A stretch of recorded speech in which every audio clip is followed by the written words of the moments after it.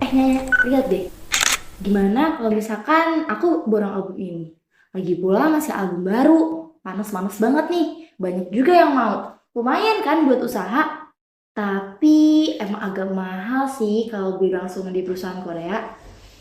Nya, lihat dulu apa sih? Lo tuh bukannya belajar malah ngurusin kayak gituan. Ya iyalah ngapain belajar? Masih juga pertemuan pertama. Lo tuh nggak tahu ya, hari ini tuh matkulnya Pak Ilham. Mitosnya, beliau suka ngasih kuis lisan di pertemuan pertama. Dan kalau lo nggak bisa jawab, fix, kelar hidup lo.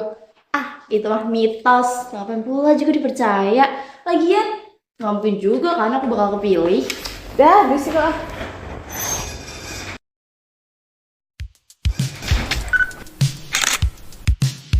Siang semuanya, Siang, Mbak.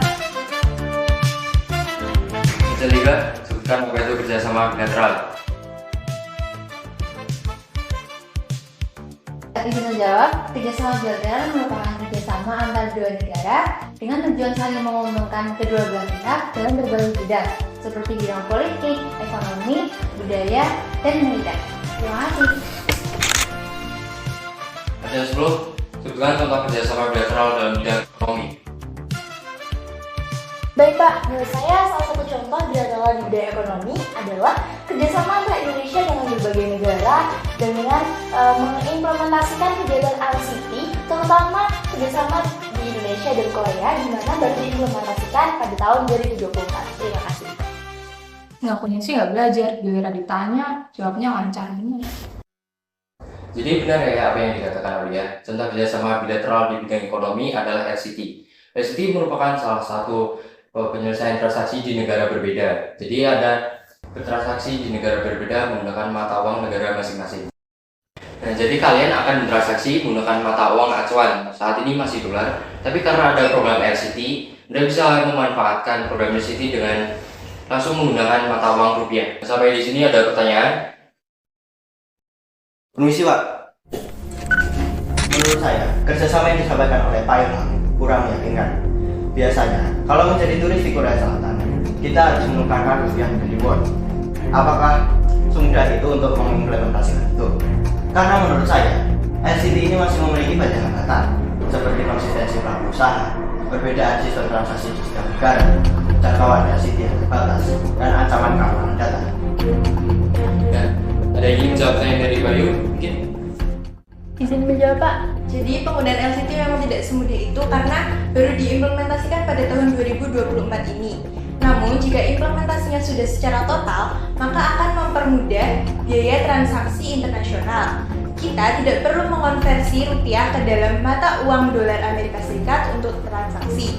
Jadi transaksi di antara dua belah pihak akan lebih murah karena tidak kena biaya kurs yang biasanya mengikuti oleh pertukaran dolar Amerika Serikat. Penggunaan LCT juga sukarela oleh pelaku usaha. Jadi jika dirasa lebih untung menggunakan mata uang lokal, maka gunakan saja LCT.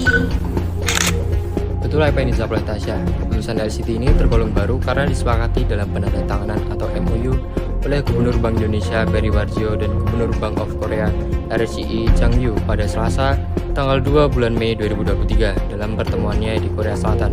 Dan dalam penggunaan kesepakatan ini mendorong penggunaan won Korea dan rupiah Indonesia dalam transaksi berjalan atau current account transaction, perdagangan, investasi langsung, dan transaksi ekonomi.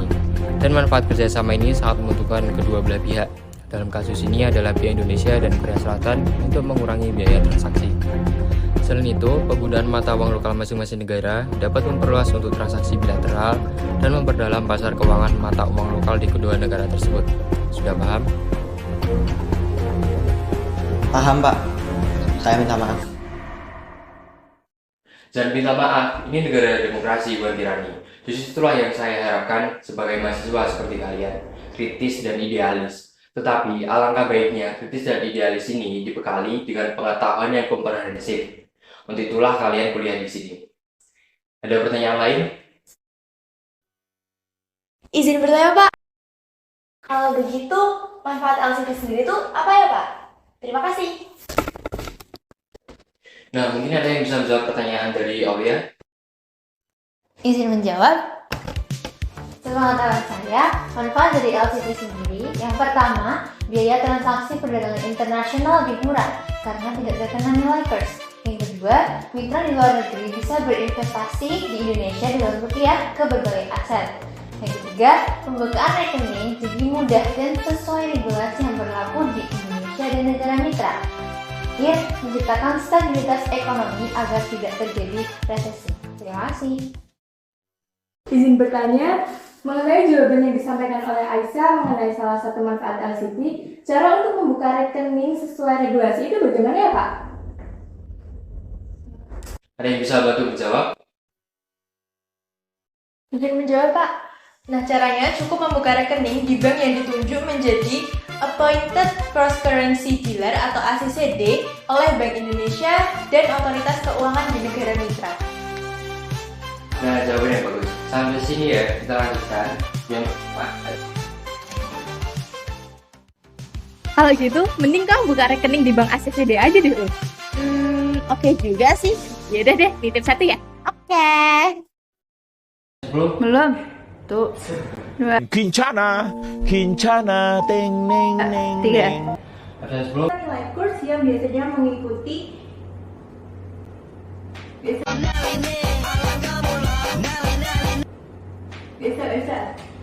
Nggak usah.